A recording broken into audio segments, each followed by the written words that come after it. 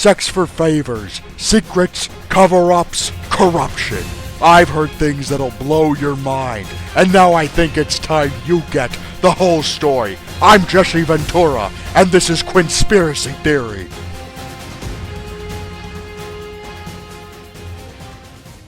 The video I was originally going to upload tonight is gone. I've scrapped it, it's deleted. I've decided to do something different because of this. What you're looking at is a copyright claim against a YouTube user by the name of Mundane Matt on a video called Hell Hath No Fury Like a Lover Scorned. That copyright claim was filed by Zoe Quinn, the person who is the subject of the video itself. Now, in the copyright claim, she had stated that he'd used a still image of her game Depression Quest, which she's a creator of, and that she had ownership over that, and that's why the video needed to be pulled down, because it was infringing on her intellectual property. But the truth is, it had nothing to do with that. The image Matt used in his video, and it was just one image. I want to show you his typical format. This is a typical video that Mundane Matt will put up. You have a still image in the background, you have a transparent barrier on the left-hand side with a title, and he talks over it. And that is exactly what Hell Hath No Fury was.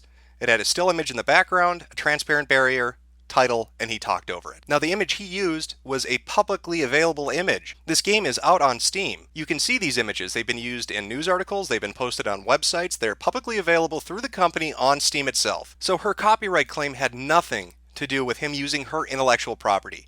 What it had to do with was suppressing information from getting out. And that's something that's been going on now for the last 3 days since this began. Sites like Reddit and NeoGAF and even 4chan on certain boards have suppressed this from being talked about because of the implications it has in the gaming industry. Now, what started all of this off was a WordPress blog called the Zoe Post. This was put up by a man named Aaron, who is Zoe Quinn's ex-boyfriend. In the entirety of the blog post, which is extraordinarily long, he goes through a laundry list of complaints as to why the relationship failed and why he's upset. Now, these all seem to be valid to me, things like lying and manipulation and infidelity. However, at face value, it's nothing more than that. Why would that be interesting? So is she taking videos down because she's embarrassed about it? No, she's taking them down because of the people she slept with, that she cheated on him with during their relationship, and who they are, and specifically what they can do for her as an entrepreneur. Gaming journalism has reached a low point over the last 5 years. It started with pieces that had nothing to do with gaming or game reviews, nothing to do with software or hardware, nothing to do with events or expos. It started to travel off into the areas of social justice and feminism and opinion pieces and op-eds that had nothing to do with gaming. It started to have authors who were writing pieces condemning the gaming audience as being sexist and misogynistic, as being racist and bigoted, as being overly violent rapists. This has been seen on Kotaku, on Rock Paper Shotgun, on Destructoid, on The Escapist, on any website you can name. This has been transpiring for the last 5 years. It seems more and more these outlier pieces have become the standard, and that the narrative put forward in them has become cohesive and refined, like a talking point targeted at us as the audience. And there's a reason for that. And Zoe Quinn and what's happened over the last 3 days helps to point that out. That is why this is important, and it needs to be talked about. This has nothing to do with her as a person in a relationship. I don't care that Zoe Quinn fucked 5 guys. I don't care that Zoe Quinn cheats on people she's in a relationship with. That's on her. That's her own personal accountability. Her ethical and moral failures as an individual are for her and her partner to deal with. However, when the people she's having an affair with, when the people she's cheating on her boyfriend with, happen to be able to help her career through their actions related to the industry that she's in, then it becomes a piece of public discourse, and it becomes important because it helps to highlight a massive flaw in the Fifth Estate. Now, if you're like me, you've grown up watching mainstream media, television media, die a death. And it didn't just die this death because of the invention of the internet. It died because of its lack of ethical standards. I'd be surprising no one by telling them that Fox News and MSNBC and CNN and every other mainstream media source you can name is corrupt. We've seen this happen, and we've seen the result of their reporting afterwards. Backroom relationships, money changing hands, manipulation, illicit acts have slanted old media to the point where it's unreliable and no one trusts it. So when the Fifth Estate emerged, when we had internet journalism, we felt like we had something we could believe in. We were going to report to each other. We were going to be the honest people. We weren't going to let other outside factors influence truth. But it has not happened that way. And what took a century to kill old media has taken mere years to undermine new media. So let's start at the beginning and see what the hell is going on here and why this keeps being pushed down and why nobody's talking about it. Now, Zoe Quinn's notoriety extends quite a ways back. As I stated earlier, she's an indie developer. She released a game on Steam called Depression Quest, and reading the description it states, it is a flash text-based adventure game about a person living with depression and how situations affect them. Who doesn't want to play a game about being fucking depressed? I rank that right up there with gems like I have the chicken pox and the hit sequel I have shingles now, oh god does it hurt. Yet this is a game she pushed through Greenlight. How did she get it through Greenlight? In fact, how did this game even get on Steam? Well, if you trace this back to its origins, when she was originally developing it, she started to get a lot of press because she was harassed. She was the victim of a sexist campaign by evil denizens of a website called WizardChan. Now, WizardChan, for those of you who are unfamiliar with this website, is a image board dedicated to the movie Hocus Pocus. They are Disney fucking fanatics over at WizardChan. But apparently, they have an issue. They have a major issue with Zoe Quinn and her game. And she went to Twitter and she went to social media talking about how she's being persecuted and harassed, how people are calling her house and showing up in real life, how it's unnerving her and how terrible this is. And what do you know? The gaming journalists, gaming press jumped to her rescue. Sites like GamerRanks and Kotaku and Rock Paper Shotgun all talked about how brave she was. Even other people with notoriety in the gaming scene right now were sending her messages of encouragement, like Anita Sarkeesian and Dina from the Project Mighty No. 9. Another person who, might I add, fucked her way into a position at a company. Now that sounds all fucking well and good, except it's completely untrue. And I can prove to you that it's untrue with the link in the description. Go check that out. It's an Immigrant album, and it is a chronological explanation of why Zoe Quinn is full of shit and why this website WizardChan didn't target her. Now this is important because it helps to establish her character, and we're going to be getting into that in a minute. But what you really need to glean from this is that she was supported by the gaming press and by other certain indie developers and other notorious people like Anita Sarkeesian against these hordes of horrible trolls that apparently were trying to keep her down. Because obviously a video game about depression just is too much for a troll. Now if you fast forward a certain amount of time, the game finally gets through Greenlight, and it gets up on Steam despite numerous people saying they didn't like the game, they didn't think it belonged on Steam, the community voicing their opinion against it, different websites dedicated to video games saying that it shouldn't be on Steam, it doesn't make sense, that it's a non-game. A similar argument that's been raised for other indie developed titles that were supported by the gaming press, like Gone Home and others. Yet she got it through, and the game got up on Steam. And that is where our WordPress blog, the Zoe Post, comes into play. Because now we get to see from the perspective of somebody who knows her personally, namely Erin, and their relationship. Now the interesting thing about the Zoe Post blog is that it chronicles and has captures of interactions on social media. And we get to see what kind of person Zoe Quinn is. And we get to see how she's a liar and a manipulator, and how the people at WizardChan who put together that album that's linked in the description weren't really bullshitting you when they said she's fucking making it up. Now at the heart of the Zoe Post, aside from all the things that Erin wrote down about her, aside from her white lies and her omissions of truth, besides the deceitful behavior and manipulation, is the infidelity. And he names specifically 3 people in his post. He omits 2 names. Of course, due to technological wizardry of other people, those 2 names have been found. And so this is a list of 5 guys. And again, I'm not putting their names out there because I think it's wrong she cheated in a relationship. I'm putting those names out there to show you, or to start to show you, how corrupt gaming journalism and game development have become. These are the 5 guys. Now, to start with, on the very far right-hand side is Joshua Boggs. Now, he was her boss. She had sex with him while she was in a relationship with Erin. The interesting thing is, Joshua Boggs is married. So not only was she having sex with her employer, she was having sex with a man who's married. This didn't cause her a crisis of conscience, even though she's made statements in the past on social media saying how wrong it is to have affairs, how terrible it is to cheat on somebody when you're married. But again, as a liar, she says one thing and does another. Some other names that are listed there are Robin Arnott and Kyle Pulver, both indie game devs. You have Brandon McCartan, multi-award-winning indie game dev prodigy for Fez and Aquaria. That's interesting on its own for some things that happened just yesterday, but I'll get to that in a minute. But really, the biggest fucking issue that we're looking at right now is the name in the middle. Nathan Grayson. Who is Nathan Grayson? And why is it important we talk about his and Zoe's relationship? Nathan Grayson is a video game journalist. Nathan Grayson is somebody who wrote for Rock Paper Shotgun and currently writes for Kotaku. Nathan Grayson is somebody who has published positive pieces about Zoe's game, who has given her publicity, and who has marketed her product while having sex with her and not disclosing it.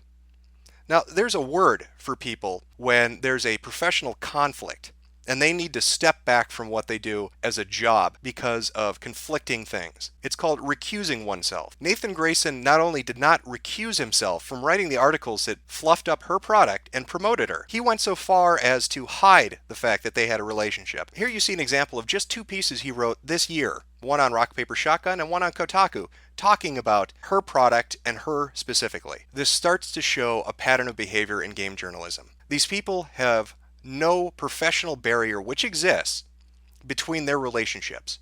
It's not just that game developers and game journalists have friendships, or that they communicate, or that they cooperate and do things together. They are having illicit sexual relationships which benefit one another. Nathan Grayson has benefited by being able to write an article that will get him clicks and thereby ad revenue. Zoe Quinn is able to get publicity and make money. It is a disgusting relationship, and it is the opposite of what journalism is meant to be. But it goes much deeper than that. It's not just that they have relationships where one hand washes the other. It's that they bolster up positive public publicity and also suppress negative publicity. What I'm going to show you now is a screen cap from a subreddit that was talking about Zoe Quinn. This was posted just a few days ago in the subreddit, I believe, Tumblr in Action. This is mind-blowing, and it starts to show you just how fucking sick and twisted and corrupt game journalism is. So here's the post in question, and this is by Silly Slater. I'm going to read this verbatim, and I really want you to take in what she's saying, and then I'll focus on the really disgusting part of this. So, Silly Slater posts, "She fucking doxed me. Ruined a production for women, refused to contact us, and is currently taking money for a game jam with no start date, no location, and no judges. Okay, here is my story. We ran a group that literally said, any woman come up with an idea for a video game, we'll give you concept art so you can pitch your game, and we'll put all the pitches online. The internet will vote on the best one, and we'll make that game and give the profits to charity. If you get a lot of interest online and want to make the game on your own, you can leave the contest at any time. Literally everyone that was in the top 5 didn't have programming experience, so they couldn't make their own game." She was like, "Why do you expect women to work for free to make games?" We said, well, they get 8% of the money as royalties, and they just have to give an idea. Other people will make the game, and the profits go to charity. Doesn't matter. It's oppressive. She started a fucking Twitter storm, crashed our website, got my personal information doxed, got us banned from Twitter. We email reporters what's up, and they're like, duh, if Zoe says it's oppressive, it must be true. Maybe you should give her money for Rebel Jam, which has no start date, location, or any other information, but totally isn't a scam. This happens at 3 other major publications. We literally said we'd pay her to consult on future projects, and we'd close down the contest if she would explain to us what exactly is offensive. No response. No response at all. Unless a reporter contacted her, and then she's the victim. All this information is fucking online. The pitches are online. We did everything we said, but no online journalist will publish the story. Please vote. Even if we don't raise enough money, if we show there's enough interest, we can get a winner a grant to make their game. I'm literally making no money on this contest. I just wanted to focus on something other than women being oppressed. I wanted to show that they made good games, and everyone said that's not what women in games want to talk about. So I don't even know where to start about what fucking disgusts me the most about this.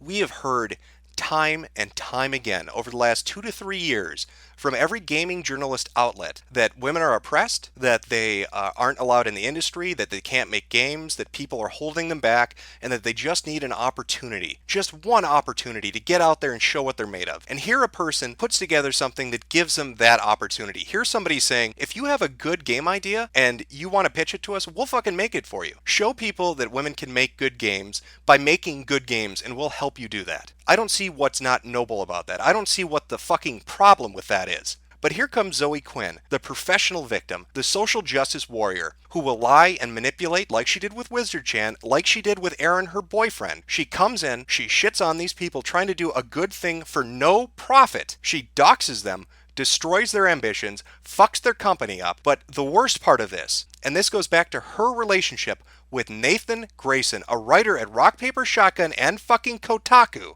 that because that relationship existed, these people couldn't get the story out. It's not just that Zoe Quinn is having sex to get good publicity.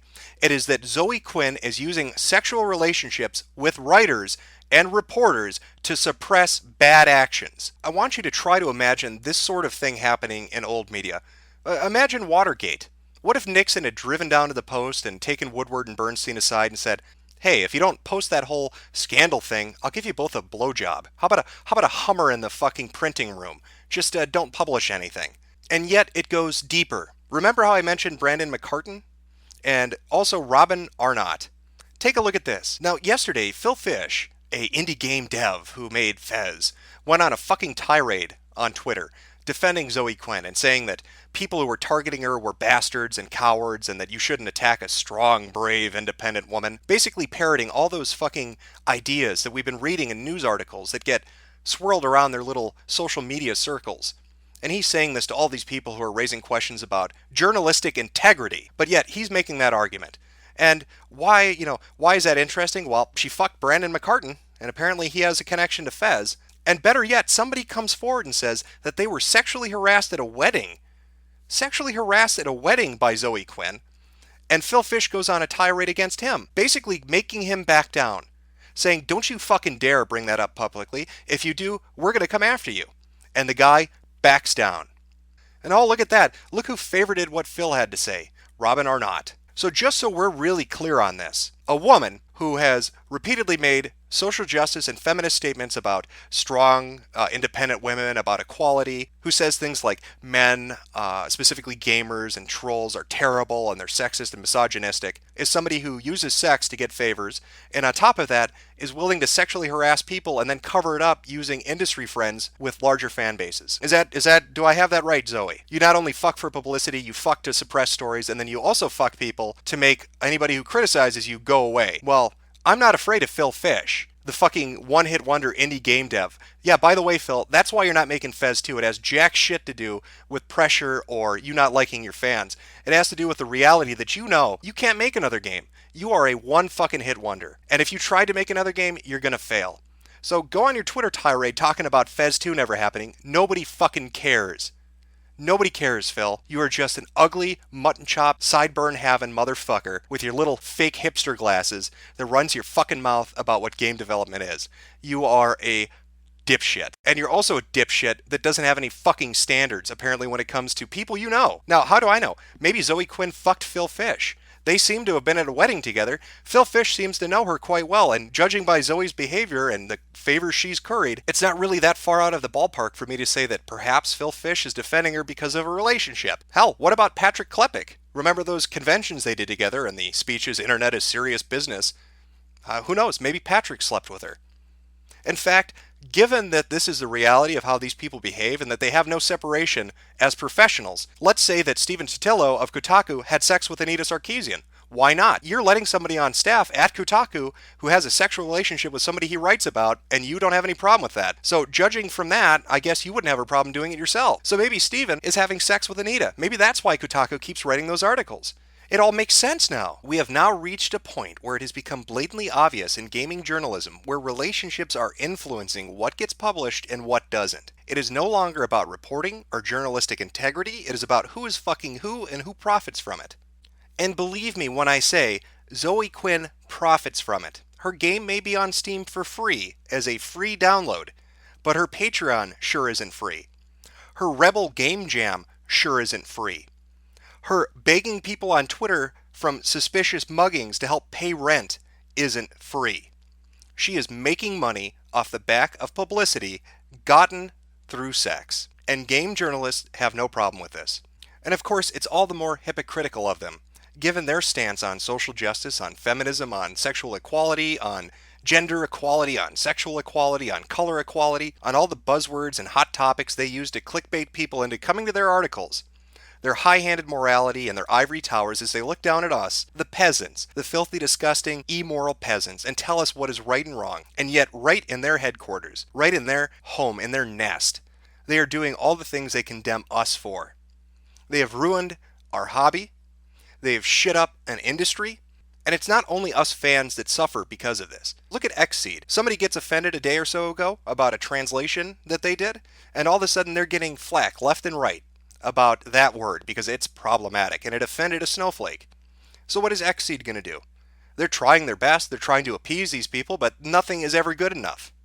And it is perpetuated by these hypocritical cunts at gaming journalist sites that don't mean anything they print and they just do it for money. And Xseed is just one of the recent examples. I mean, here's another. Here's a journal entry that's up on DeviantArt called Save the Boob Plate. Now, this is written by somebody who worked on a game. They worked on Divinity Original Sin. Look at that second paragraph. This journal entry is all about judgmental journalism, offended by design opinionators, and the fearsome white knights that the first two bring in their wake. And this person's talking about what it's like to try to create a game when you're bombarded by these assholes that are constantly shoving their fucking message down your throat. And what makes it all the more worse is that this person suffers not because these people actually believe in the shit they peddle, but because they make money off of it.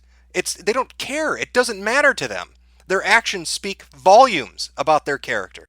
So now, at the close of this video, I really want you to think on this. We've seen what happened to mainstream media, to old media, as corruption destroyed it. Now we have online media, new media, facing the same thing.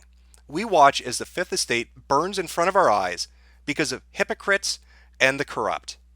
It is in our hands to call them out on it, to bring them to task for it. If we sit idly by, and we don't, we have lost. Appeasement does not work.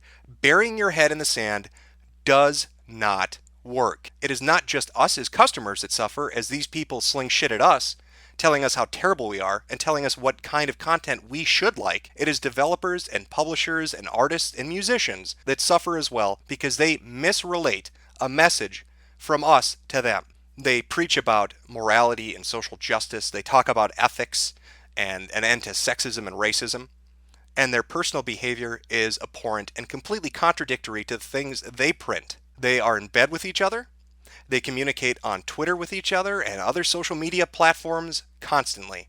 There is no professional separation between a subject and an author. There is no decorum or acumen for any of these people. And you've just seen a taste of what's happening. Mundane Matt gets his video pulled down by a false accusation. Websites refuse to let this be talked about. And I guarantee you, we're going to see articles published by the likes of Kotaku and GamerRanks and others that are going to ignore these kind of accusations, and they're going to focus on how poor Zoe Quinn is just a victim, or she's being slut-shamed, or whatever buzzword they're going to pull out of their ass to dodge the bullet coming at their head. Don't fucking let them. Call them out. Call their asses out. Are you not sick of this shit? Have your games not been tampered with enough at this point? We as consumers, as gamers, have a choice. We either back the people that make the games we like, or we let these assholes dictate to us who's going to be popular in 10 years. Do you want an industry that's filled with nothing but Anita Sarkeesians, and Dinas, and Phil Fishes, and Zoe Quinns?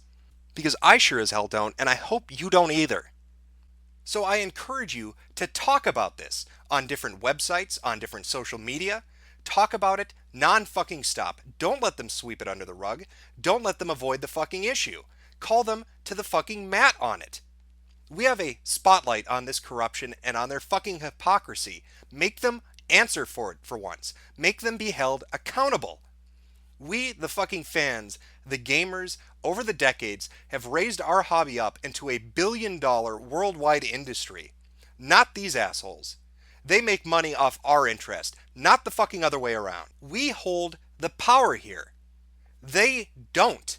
And it is fucking time that gamers sent game journalists a very clear goddamn message. And that fucking message should be, I'm gonna pull the whole thing down. I'm gonna bring the whole fucking diseased, corrupt temple down on your head. It's gonna be biblical.